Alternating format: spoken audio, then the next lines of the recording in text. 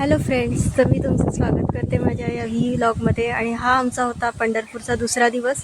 So इथे आम्ही generally stay करतो ही महाप्रभूजींच्या बैठकजीमध्ये. शेगाव दुमाला रोडवरही आहे. आणि इथे जनरली इथे कोणी वैष्णव येतात ते इथे स्टे करतात. इथे त्यांनी स्टे करण्याची एक खूप छान व्यवस्था करून ठेवलेली आहे वैष्णव लोकांसाठी. सो इथे एंट्री केल्याबरोबर एक हनुमानाचं छोटंसं मंदिर आहे. इथे दर्शन केलं आणि आतमध्ये गेलो. 19व्या शतकातलं हे बांधलेलं मंदिर आहे. आणि इथे तुम्ही बघू शकता ही स्नानगृह आहेत. सोहळ्यात आंघोळ करायला इथेच आंघोळ करायला लागते. आणि ही मेन बैठकीचं. आणि इथून एक वरती जिना जातो. सो ह्या त्यांच्या राहायच्या खोल्या आहेत. आणि त्यातली एक खोली त्यांनी आम्हाला दिलेली राहायला. सो या खोलीमध्ये आम्ही स्टे केला होता 2 दिवस. ही त्यांची खोली आहे. आणि लागूनच एक छोटंसं स्वयंपाकघर आहे. आणि हा एक मोठा प्रशस्त हॉल आहे.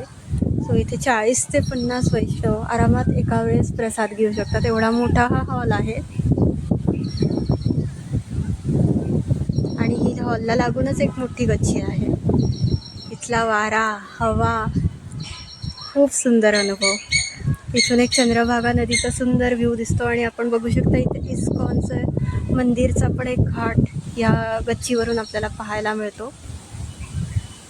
पाऊस असल्यामुळे इथे बोटिंग सुरू होतं. नंतर इथे सोहळ्यात आम्ही सकाळी आंघोळ केली. सगळ्यांनी तयार झालो आणि मग थोडे फोटो क्लिक करून घेऊ असं म्हटलं. आणि मग इथे आम्ही सेवेमध्ये जाणार होतो. सो इथे आम्ही प्रसाद कट वगैरे करून घेतला. ड्रायफ्रूट्स आणि फ्रूट्स सगळा भोग आम्ही रेडी केला. आणि इथे नंतर आम्ही केशर स्नान आणि पादुका पूजन केलं. आणि थोडे श्लोक, भजन, स्तोत्र ते पण म्हटली. नंतर इथे आरती केली. आणि इथे असं म्हणतात, इथे जे बाळकृष्णांचं स्वरूप आहे ते ह्यांच्या आधीच्या म्हणजे आजोबांच्या पिढीला चंद्रभागा नदीत त्यांना मिळालं होतं.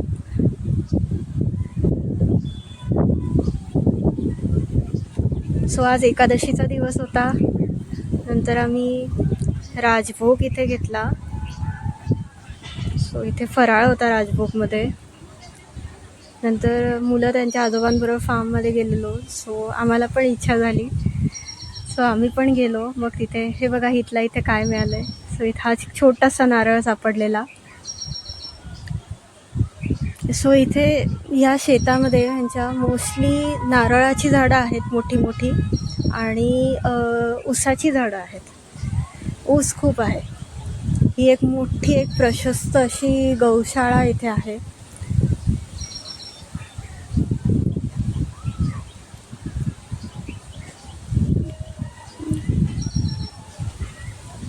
अराऊंड 40 ते 50 गायी इथे आहेत. म्हशी पण आहेत 8-10. त्यांची छोटी छोटी पिल्लं पण आहेत. शहरात राहणाऱ्यांना खरंच गायींचं एक खूपच कौतुक असतं. कारण की आपल्याला गाय कधीतरीच बघायला मिळते शहरामध्ये. जवळपास नाहीतच जमा आहे. सो जेव्हा केव्हा आपल्याला गायींबरोबर असा टाईम स्पेंड करायला मिळतो तेव्हा आम्ही आवर्जून असं करतो. आणि मुलांना तर हे फारच आवडतं.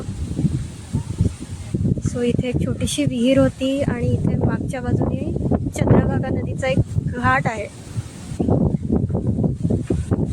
नंतर थोडा वेळ होता तर आम्ही म्हटलं आपण जाऊन येऊ इस्कॉन टेम्पलमध्ये. सो आम्ही ॲक्च्युली तसं तर वॉकिंग डिस्टन्स पण आहे. पण आम्ही कारनी गेलो.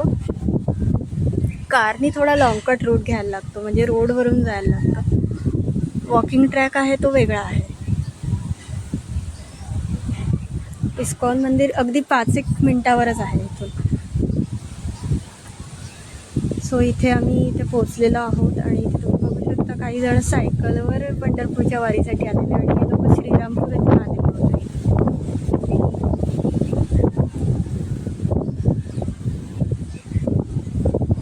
आतमध्ये गोविंदा 2-3 हॉटेल्स पण आहेत इथे. सो इथे आम्ही मंदिरामध्ये प्रवेश करतोय.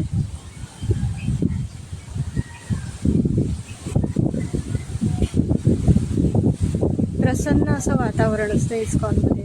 आणि प्रदक्षिणाच्या रूटवर तुम्ही बघू शकता काही काही त्यांनी स्टॅच्यूज त्यांनी क्रिएट केलेले होते. काही प्रसंग आपण म्हणू शकतो कृष्णलीलामधले. विठोबा रुक्मिणी, नंतर गुरु शिष्य परंपरा, चैतन्य महाप्रभूजी विथ लॉर्ड कृष्णा, विठ्ठल रुक्मिणी, रासलीला. अतिशय सुंदर, खूप सुंदर शृंगार केला होता.